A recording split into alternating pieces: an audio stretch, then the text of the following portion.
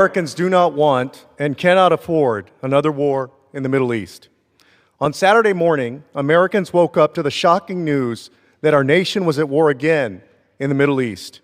There was no public justification, no vote to authorize this war in Congress. And why this war? Why now? If they say it's about Iran developing a nuclear weapon, well, just last year, President Trump claimed Iran's nuclear program had been completely and totally obliterated.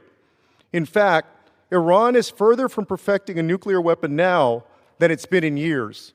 Some claim it's to disable their ballistic missile capability, but Iran doesn't have a single ballistic missile that can reach the mainland United States, and we don't expect them to for many years.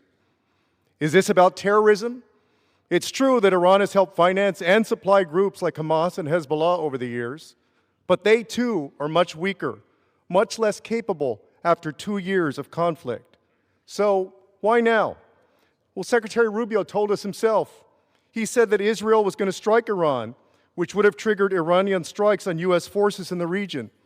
But rather than pick up the phone and tell Benjamin Netanyahu to stand down, the President of the United States buckled and decided to join their war. How is this America first? For 25 years, a generation of American service members and their families have sacrificed so much because of regime change wars in the Middle East.